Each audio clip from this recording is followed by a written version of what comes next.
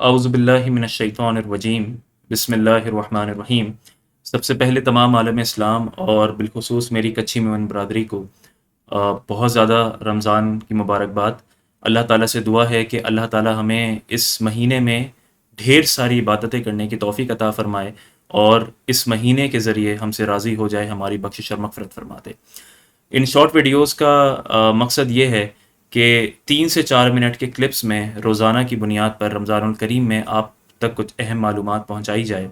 تو انشاءاللہ آج کے کلپ میں رمضان کے کچھ فضائل قرآن اور حدیث کے حوالے سے اور روزے کی فرضیت کا بیان ہوگا، اور انشاءاللہ پورا مہینہ اسی طرح کے کلپس کے ذریعے ہم روزوں کے مسائل، تراویح کے مسائل،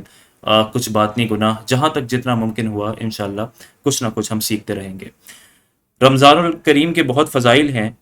صحیح بخاری شریف میں یہ حدیث پاک ہے کہ نبی کریم صلی اللہ علیہ وسلم نے فرمایا اذا جاء رمضان فتحت ابواب الجنہ،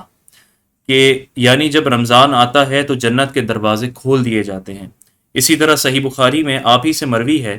کہ اذا دخل شہر رمضان فتحت ابواب السماء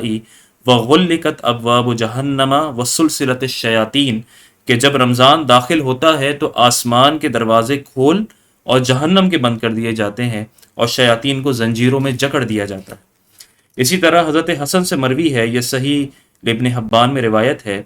کہ رسول اللہ صلی اللہ علیہ وسلم نے فرمایا کہ ابن آدم جو بھی نیکی کرتا ہے میں اس سے اس کی جزا 10 سے 700 گنا تک دیتا ہوں، سوائے روزے کے کہ پس وہ خاص میرے لیے ہے اور میں اس کا بدلہ دوں گا، یعنی روزے قیامت اس کا بدلہ دوں گا۔ اسی طرح ایک اور روایت میں آتا ہے، یہ حضرت ابو ہریرہ اس کے راوی ہیں،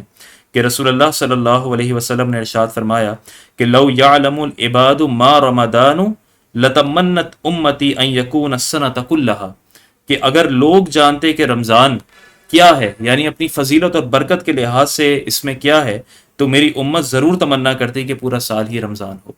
تو رمضان الکریم یہ بابرکت مہینہ ہمارے درمیان آ چکا ہے، اور اللہ تعالیٰ سے دعا ہے کہ جیسا اس کا حق ہے ہم ویسا ہی ادا کریں۔ اس رمضان الکریم میں جو اہم عبادت فرض ہے وہ روزوں کی ہے، اور رمضان کے روزے ہر عاقل اور بالغ مرد و عورت پر فرض ہیں، اور اس کی فرضیت اتنی قطعی ہے، قرآن کریم سے ثابت ہے کہ اگر کوئی اس کی فرضیت کا انکار کر دے تو وہ دین سے ہی خارج ہو جائے گا، وہ کافر ہو جائے گا، اور اگر جان بوجھ کر بغیر کسی شرعی عذر کے وہ ایک روزہ بھی چھوڑے تو یہ حرام ہے، اور اگر اللہ تعالیٰ نے معاف نہیں فرمایا تو یہ شخص جو ہے یہ جہنم کا مستحق ہوگا۔ قرآن کریم میں آتا ہے، یہ سورہ بقرہ کی آیت نمبر 183 ہے، اللہ تعالیٰ ارشاد فرماتا ہے یا ایھا الذین آمنوا، اے ایمان والو، کتب علیکم الصیام کما کتب علی الذین من قبلکم، کہ تم پر روزے فرض کیے گئے ہیں جیسا کہ تم سے پہلوں پر فرض کیے گئے،